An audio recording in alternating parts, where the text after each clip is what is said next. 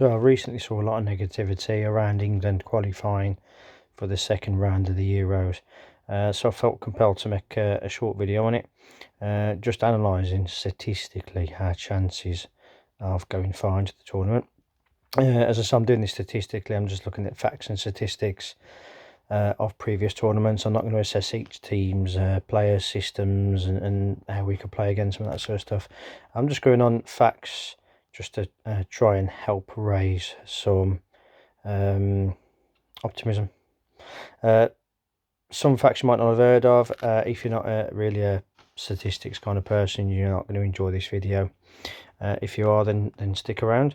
So nobody wants to hear a Brummie speak for very long, so I'm going to go back through, just rattle through a few of the tournaments, going back to, I've picked 1984 out of my head, don't know why that year, but just looking at the winners of each tournament, their path to the final, and that sort of thing. The reason being, people think, from a lot of comments I'm reading online and things like that on social media, people think that you've got to smash each team 4-0 just to lay down your marker and win a tournament, and that's not how it's done. So without further ado, you have to forgive me for referring to my notes because I'll never remember all of this off the top of my head. So 2018 World Cup, France won it. They won 2 of their group games by 1 goal. That was against Australia and Peru, and then drew to Denmark. They finished top of the group. Beat Argentina by 1 goal, although it was 4-3, and Belgium in the semis. The other 2 games were by 2 goals. We'll ignore that. It's a pretty decent tournament for France, to be fair. 2016 Euros, as we all know, Portugal won that, and they finished 3rd in the group behind Hungary and Iceland. Drew all 3 games they played. Those games were obviously Hungary, Iceland, and Austria, which was a 0-0 draw. Then if you look at their matches in the knockout rounds, Croatia by 1 goal after extra time. The final was after extra time by 1 goal, and they needed penalties to beat Portugal. The other match was Wales 2-0. Like I said, this is just highlighting you don't win every match 14-0. That's how tournament football works. 2014 World Cup, Germany finished top of the group, 1-2, drew 1. That draw was to Ghana, and they scraped past USA 1-0. The round of 16, they needed extra time to beat Algeria. If you look at that tournament, the 7-1 match against Brazil was an anomaly. The other 2 matches were 1-0 wins against France and obviously Argentina in the final. 2012 Euros, Spain. Pretty decent tournament for them. They drew to Italy, beat Croatia by 1 goal, thumped Ireland in the group. Then through to the knockouts, they beat France and Spain on penalties, and then Italy 4-0 in the final. Absolutely thrashed Italy in the final. 2010 World Cup, Spain again. 1-2, lost 1 in the group. That loss was to Switzerland in their first match. And if you look at that tournament, what we're looking at here is probably like the best team, one of the best teams that's ever walked the planet, to be fair. That Spain around about 10-12 years ago, and apart from that win against that loss to Switzerland, they beat Honduras 2-0 in the group. Apart from that, all the next 5 matches were by 1 goal, which was against Chile 2-1, and then into the knockouts, Portugal, Paraguay, Germany all 1-0. Then in the final against the Netherlands 1-0, which was after extra time. 2008 Euros, Spain again, as we all probably know, won all 3 group games. They thumped Russia in the first game, but they needed a 92nd minute winner against Sweden in the second, and an 88th minute winner against Greece in the third. They needed penalties to beat Italy, and then they hammered Russia again. Must be sick of the sight of them, 3-0, and then in the final they beat Germany 1-0. 2006 World Cup, Italy, they 1-2 drew 1 in the group. The 2 they won was to Ghana and Czech Republic, and the USA was the match that drew 1-1. In fact, USA seemed to pop up quite a lot, to be fair, when I looked through the previous tournaments. In the knockout rounds, they scraped Australia 1 goal. They hammered Ukraine 3-0, and then needed extra time to beat Germany, and then penalties in the final. Don't get me wrong, these are great teams that they're beating here. You know, when I say they needed penalties, yeah, actually are a great team, to be fair. I'm not sort of downplaying any of that. 2004 Euros, we all knew that Greece won that. You have to keep looking up because the France-Switzerland match is on in the background. 2004 Greece won 1, drew 1, lost 1 in the group. Portugal was the first game which they won. We also know that they won the final against Portugal by 1 goal.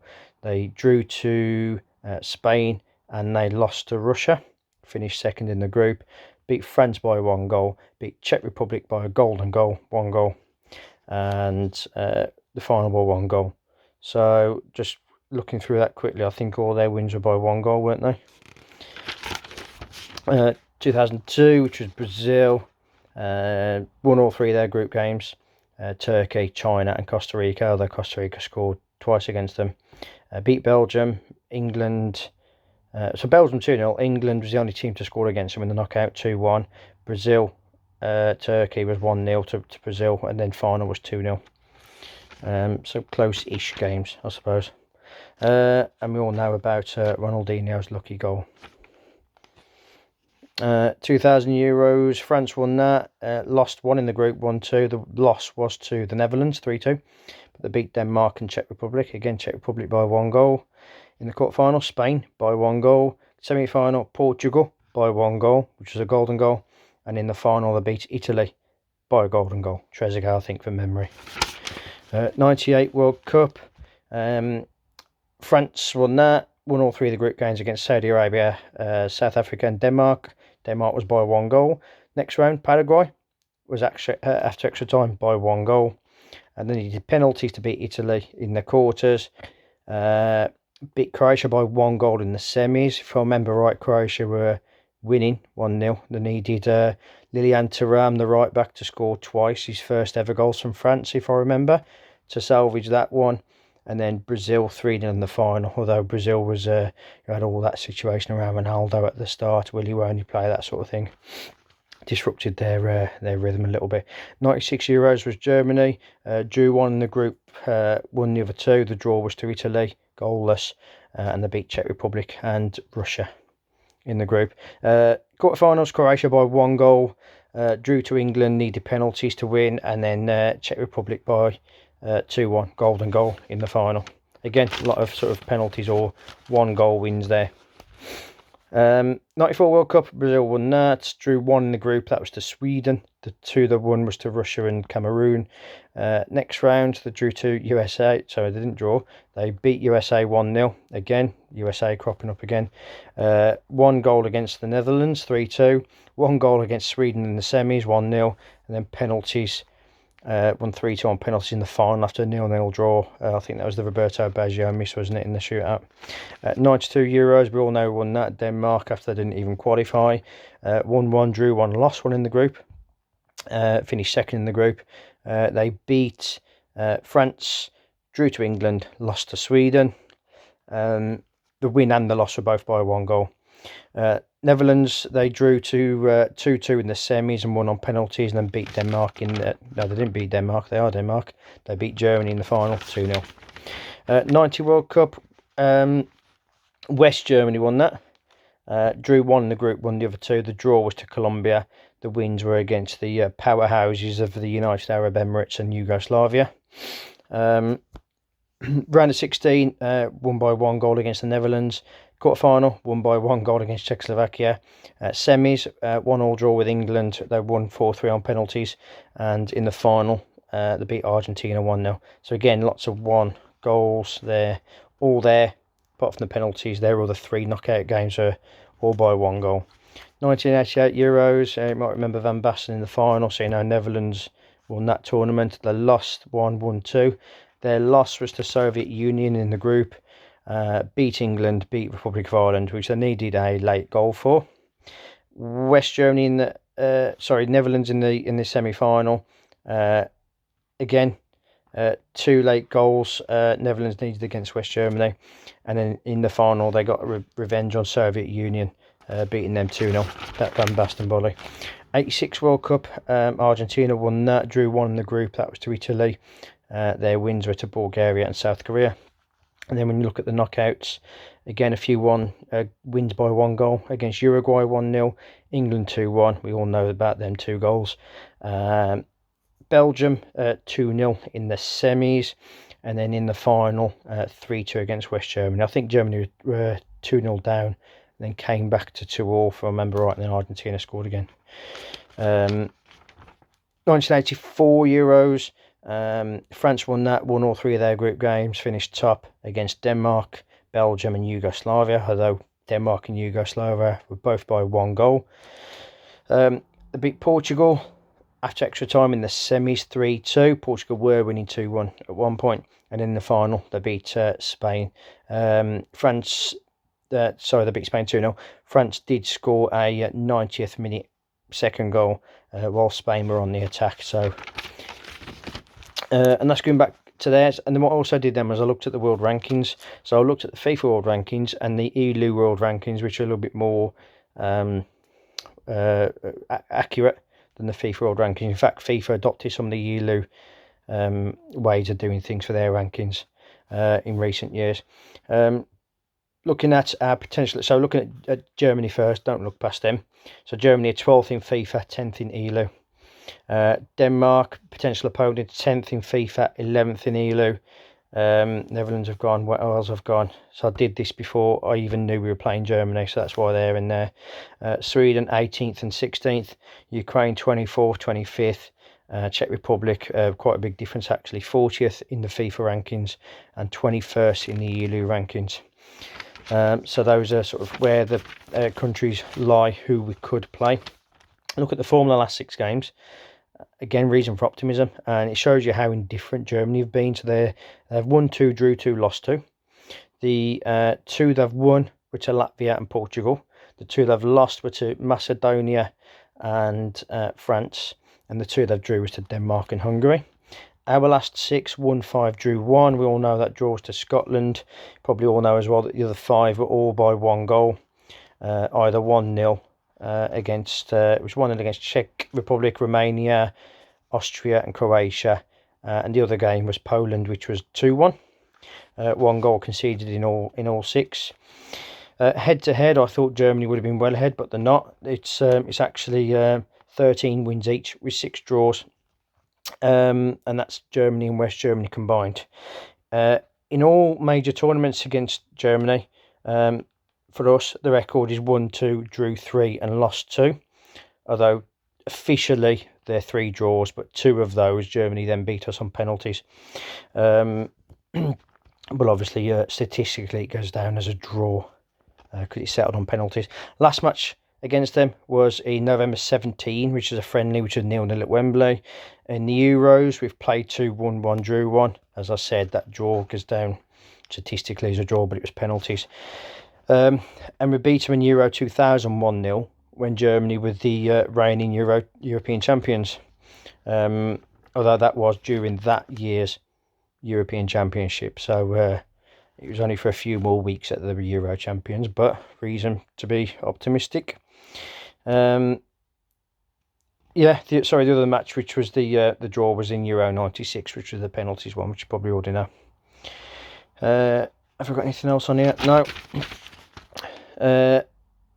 Germany, looking at their form, they've conceded once at least in their last 8 matches at major tournaments since Euro 2016.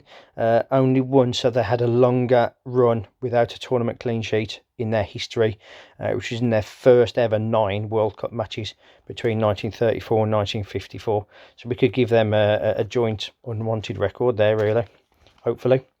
England are unbeaten in, I think it was 14 by my reckoning, tournament games at Wembley, winning 9, drawing 5. Reason to be optimistic. We've got 4 1-0 wins this year. The only other year that we've had more, 5 1-0 wins, was at the 1990 World Cup, where we reached the semi-final. Sterling, love him or hate him, he does the job for England. He's been involved in 20 goals in the last 19 England matches, 14 goals, 6 assists. He's ended on the winning side in 12 of those matches in which he scored. All of his 16 goals, I didn't realise this until I researched this, all of his 16 goals for England have been in competitive matches, so none in friendlies or anything like that, all been in competitive matches, all 16 of his goals. Excluding penalty shootouts, Gareth Southgate is third in the all-time list for the wins as England manager at a major tournament. The only other two above him are Sir Alf Ramsey and Sven-Göran Eriksson. And then Southgate's third, and hopefully he can climb up that list. And then I looked at our next potential opponents if we get past Germany. Could be Ukraine. Against them, we've played 7, won 4, drew 2, lost 1. At the Euros, we've only ever played them once and won. Sweden, played 25, won 9, drew 9, lost 7. At the Euros, a little bit more indifferent. Played 4, won 1, drew 1, lost 2. That match is going to be in Rome. We've only ever played it once before in Rome as a neutral venue, which was against USSR in 1968, which was a win for us. The other 4 times were away matches to Italy. The last was in 1997 there, which was a 0-0 draw. I won't bore you with any other figures because they go back to 1933, and we don't need to bother with that. If we get past them, Denmark looked quite decent this tournament. We've played them 21 times, won 12, drew 5, lost 4. At home, because that's where it would be, moving back to Wembley, played 9, won 6, lost 3. Last result was a 1-0 loss at Wembley, you might remember, in October last year. Even though we had 2 red cards, statistically it's a loss for us.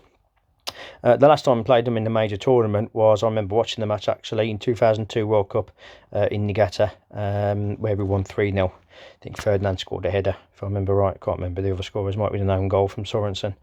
In fact, for good measure, I'll also throw in the match in March 1994. We beat Denmark 1-0 at Wembley. At the time, they were the reigning European champions. So that's just more hope for me, trying to raise a bit more hope.